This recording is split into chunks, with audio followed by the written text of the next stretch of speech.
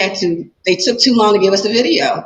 They took almost 2 years and 3 lawyers to get us the video of the hospital and the squad car.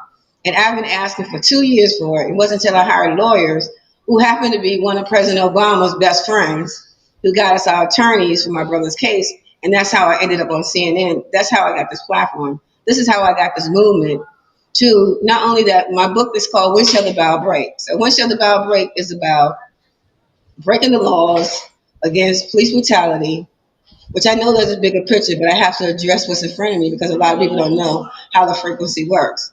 So it's about when shall the bow break? It's breaking the laws against black people that like civil rights laws, as well as breaking police obsessive force, police brutality, workforce discrimination, housing discrimination. It's like when is that bow going to break? The thought came into my head about the book. It's not about a nursery rhyme, but that's what the poem comes from, a nursery rhyme. That's what the title comes from, I mean. But the title is not just about, it's not about the nursery rhyme. It's about when are we finally going to get some relief from all of this racial prejudice, bias, killings, discrimination, racism. When? So my movement is to be a part of the crew as well as 100 Authors of Watch. Because when I write about the frequency in my second book, which is called Hidden in Plain Sight, Hidden in Plain Sight talks about how the frequency is on our communities, Martin Luther King boulevards, Malcolm X boulevards and streets, and certain ghettos and certain hoods, especially in Chicago, where you see mostly a lot of shootings and things like that that's going on. You can see a lot of the frequency being used there, especially in places like Baltimore and New York City and certain places down in the country. I know for a fact because I can see and tell who's being more affected by it, who's not being more affected by it. It's like someone said to me, "We don't have a leader." Well, I'm leading now with my books, Where Shall the Bow Break?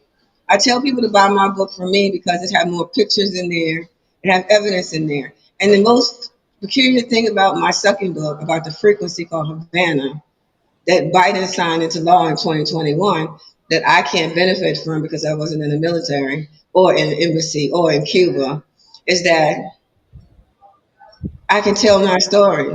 I can tell my brother's story.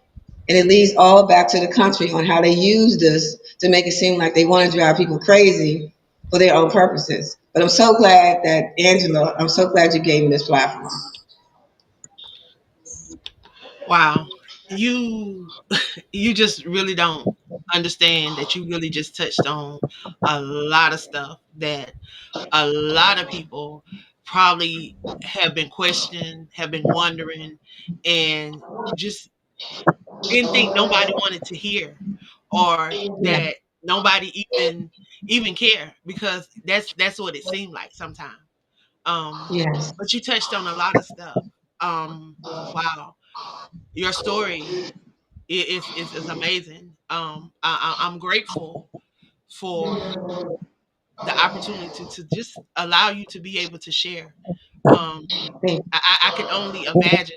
We're in a month right now that they recognize National Mental Health. Um, and to hear that your brother called because um, he needed help. He wanted help, and he recognized that he wanted help and needed help, you. and yet Yeah. they failed him. And that's the issue that a lot of us have as black and brown people, and just let the truth be told. And we see it every day, and it's becoming prevalent. Like you say, when will the bow break? When will it stop? When will enough be enough? Yes. You look at a lot of the police brutality, and even the closing down of the housing facilities, and then you look and you see what comes up in those areas, and how they are just taking different things out of the area and replacing it with different things, and you no longer see us there, but you see everybody but us in there. And I Exactly. see it. We're getting ready to head to Chicago in June. um a lot of the places that you mentioned are a lot of the places where a lot of us have lived for years, and then yet we've been ran off and everything Yes. has been taken from us. We see it happening in Philadelphia, but a lot of them are standing up and they're not taking it. They refuse to allow them to come in and take over their property and to take over their Right. space. But it's happening. Exactly. It's And happening. until we have more people like you know, a lot of people need to hear your book. They need to hear, see the videos that you have out. So how can they follow